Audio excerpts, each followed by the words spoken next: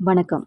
ரமாகோவின் தெய்வீக பதிவு சேனலில் பார்க்க போகிற பதிவு, இழந்த சக்தியை மீட்டு கொடுக்கும் விஜயாபதி அப்படின்ற ஒரு கடவுளை பற்றி பார்க்க போகிறோம். காயத்ரி மந்திரத்தை உலகத்திற்கு கண்டறிந்து கொடுத்த விஸ்வாமித்திர மகரிஷியை வணங்கி வருபவர்களுக்கு எப்பொழுதுமே வெற்றி கிடைக்கும் அப்படின்றது எல்லாருக்குமே தெரியும். உலக மக்களின் நன்மைக்காக செயல்பட்ட விஸ்வாமித்திர முனிவரே ஒரு சமயம் தனது இழந்த சக்தி அனைத்தையும் எங்கே மீட்டார் என்றும் அதன் சிறப்பு குறித்தும் பார்க்கலாம். துர்வாச முனிவரை போன்றே கோபத்திற்கு பெயர் போன முனிவரான விஸ்வாமித்திர முனிவர் ஒரு சமயம் தனது தவ சக்தி அனைத்தையும் இழந்து தவித்தார். இதையடுத்து தன்னுடைய இழந்த சக்தியை மீண்டும் பெற்று பிரம்மரிஷி பட்டம் பெறுவதற்காக நெல்லை மாவட்டம் ராமநாதபுரம் அருகில் இருக்கிற விஜயாபதி என்னும் கடலோர கிராமத்திற்கு வந்து விஸ்வாமித்திர முனிவர் கடும் தவம் செய்தார். விஜயம் என்றால் வெற்றி என்று பொருளாகும். பதி என்றால் இடம் என்று அர்த்தம்.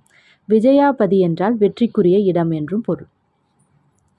விஸ்வாமித்திரர் யாகம் செய்து இழந்த சக்திகளை இங்கு மீண்டும் பெற்ற இடம் என்றதுனால இங்கு விஸ்வாமித்திரருக்கு தனி கோவிலும் இருக்கு.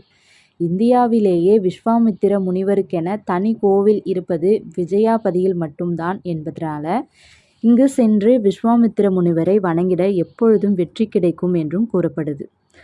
அதோட சிறப்பு பற்றி பார்க்கலாம். முடியாது என்பதை அகற்றி எதையும் சாதித்து காட்ட முடியும் என்ற நம்பிக்கையை தரக்கூடிய இடமாக விஜயாபதி கருதப்படுது. அதனால வாழ்க்கை, தொழில், அரசியல், வேலைவாய்ப்பில், விளையாட்டில், வியாபாரத்தில் தோல்வியடைந்தவர்கள் இங்கு வந்து விஸ்வாமித்திரரையும் அவர் வழிபட்ட விஸ்வாமித்திர மகாலிங்க சுவாமியையும் வணங்கிட மீண்டும் வெற்றி பெற்று வலிமையாக திகழலாம்.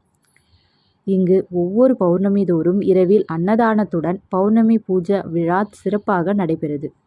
அதில் தைப்பூசத்தன்று நடைபெறும் சிறப்பு பூஜையில் விஸ்வாமித்திரர் வழிபட்ட விஸ்வாமித்திர மகாலிங்க சுவாமிக்கு வெள்ளை வஸ்திரம், வெள்ளை அரளி மாலை அணிவித்தும், அன்னை அகிலாண்டேஸ்வரிக்கு சிவப்பு நிறப்பட்டு செவ்வரளி மாலை சாற்றி நெய் தீபமிட்டு வழிபட நினைத்த காரியம் நிறைவேறும் என்பதும் ஐதீகம்.